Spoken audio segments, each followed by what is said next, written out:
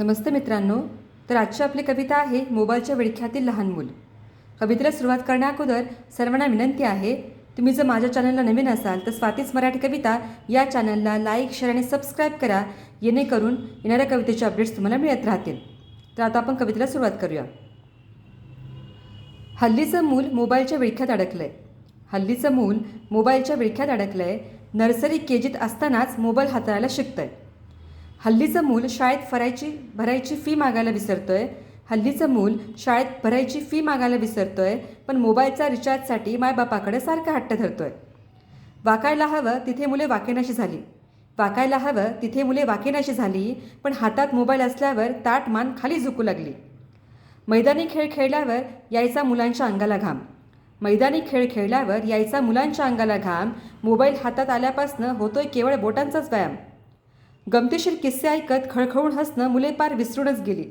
गमतीशीर किस्से ऐकत खळखळून हसणं मुले पार विसरूनच गेली. मोबाईलच्या ऑनलाईन रील्स पाहून ती भन्नाट हसू लागली.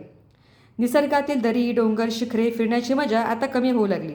निसर्गातील दरी, डोंगर, शिखरे फिरण्याची मजा आता कमी होऊ लागली. मोबाईलवरूनच ऑनलाईन ट्रेकिंग मुले आता पाहू लागली. उठल्या उठल्या देव पूजायचा सोडून मुले मोबाईल पूजू लागली. उठल्या उठल्या देव पूजायचा सोडून मुले मोबाईल पूजू लागली. मोबाईलच्या स्क्रीनवर हाताची बोटे सपासप फिरू लागली. मोबाईल मिळाला नाही तर मुले हट्टी बनली. मोबाईल मिळाला नाही तर मुले हट्टी बनली. पोषक आहार खायचा सोडून मोबाईलच्या आहारी गेली. ABCD तोंडाने म्हणण्यापेक्षा मूल ऑनलाईन ABCD पाहतंय.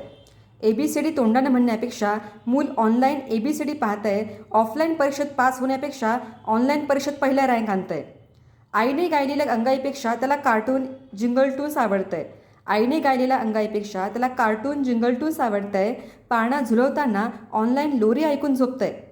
मोबाईलमुळं जग जवळ आलंय हे जरी खरं असलं तरी सध्याचं मूल ॲडव्हान्स झालंय. असं असलं तरी अनोळखी लोकांसोबत ओळख वाढवून जवळचं नातं मुलांपासून निश्चित दूर झालंय. धन्यवाद.